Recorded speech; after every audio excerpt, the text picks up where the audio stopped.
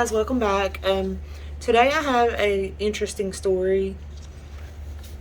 I can't really find any conclusions to what happened in the end. Um, it's a difficult year to research. This event occurred in 1890. Um, I have three separate articles here with some clues as to the individuals involved. But the later of these articles, it tells the whole entire story, and I think instead of just telling you in my words about this story, I'm going to just read this article. Um, but again, this happened in 1890 in Jellicoe, Tennessee. This article that I'm going to be reading to you guys, it was published in the Commercial Appeal in Memphis, Tennessee on September 29th, 1895. And the title of it is Arkansas News at a Glance. And I'm just going to go right in and read this story, and then I'll tell you my thoughts about it, what thoughts I have about it afterwards. So, Arkansas Bureau, the Commercial Appeal, Capitol Hotel Building, Little Rock, Arkansas, September 28, 1895.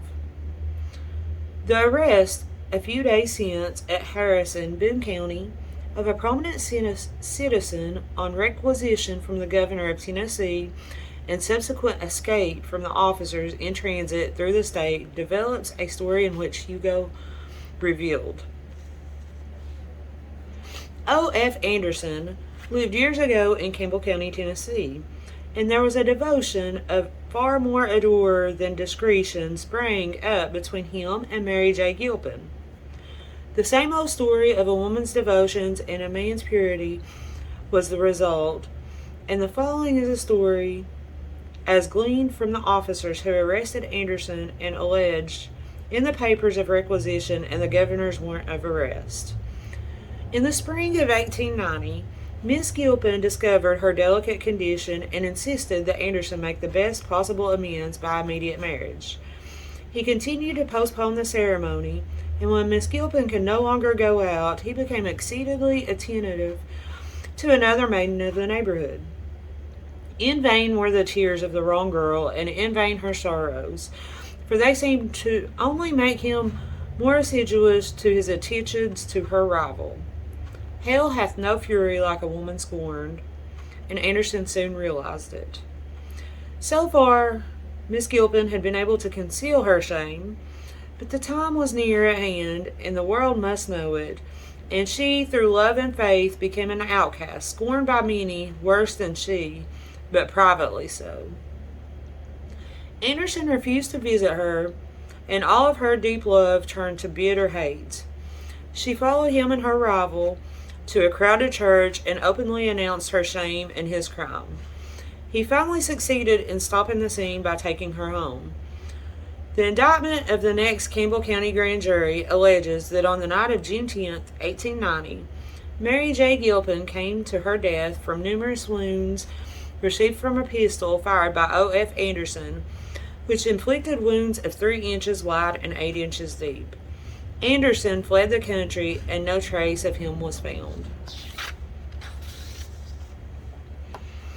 Shortly after this, there appeared in the little town of Harrison, Boone County, Arkansas, a stranger named Laudervalk.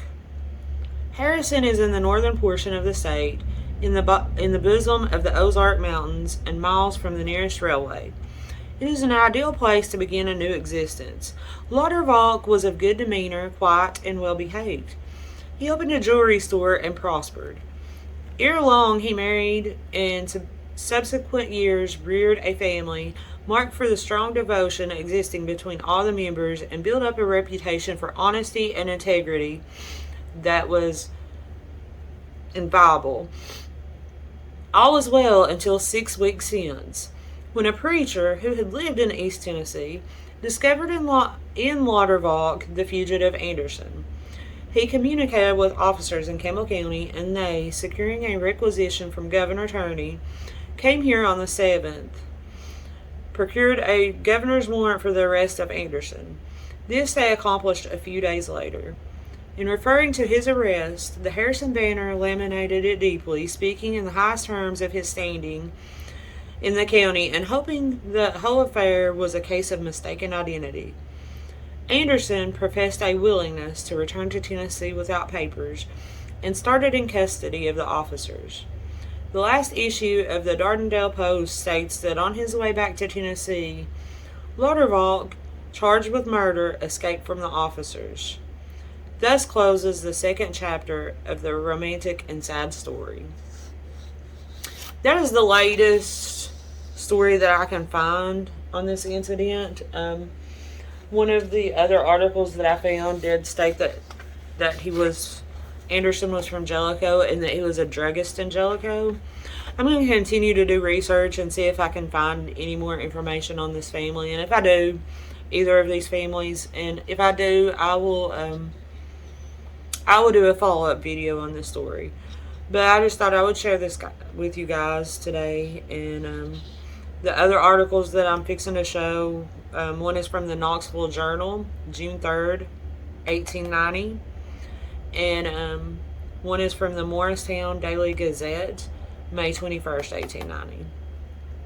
So that's all I have for you guys today. And if you like the content of my channel, don't forget to hit the subscribe button down below. And if you hit the little bell button, you'll be notified anytime I upload any new videos. Thank you guys for watching, and I will see you next time.